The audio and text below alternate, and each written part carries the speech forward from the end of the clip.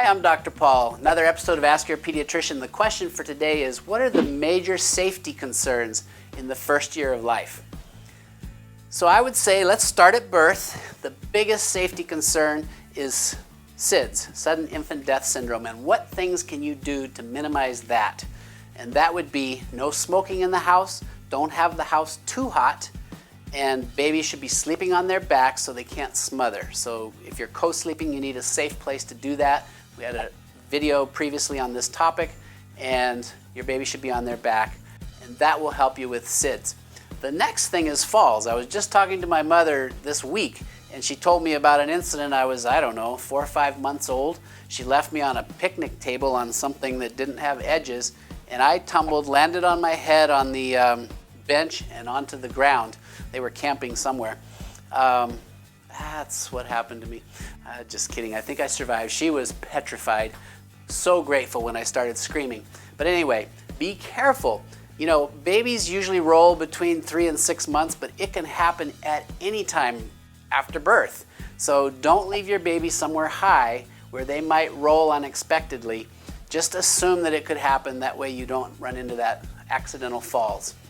The next thing that happens, I think, is once kids are able to grab things and put them in their mouths, you've got to watch for choking hazards. So, 6 months, babies are starting to roll around perhaps by 7 months for sure. 8 months, 9 months, they're crawling. By a year, 13 months, 14 months, they're walking. And kids, they're exploring their world. I mean, I remember getting on the floor one time when I had an infant at that age and thinking, oh my goodness, there's a paperclip down here. And finding things that you had no idea they would be under the couch where little fingers would go. And then, of course, the common sense stuff is, as soon as kids can move from where you've put them, any poisons that are under sinks, for example, you may have cleaners and solvents and God knows what you've got under your sink. It's got to be so tightly locked. Child-proof locks, by the way, some kids figure them out. So just move that stuff out of there.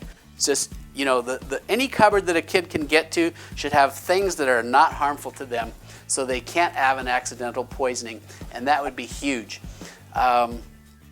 Beyond that, folks, what your kids really need is your love and nurture, and keep an eye on them.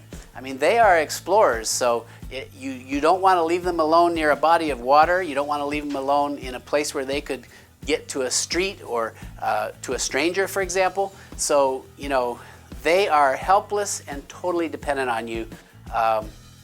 That's common sense, I guess. I apologize for speaking the obvious. But anyway, those were the big tips. Thanks for watching. If you liked it, give us a thumbs up. Subscribe if you haven't.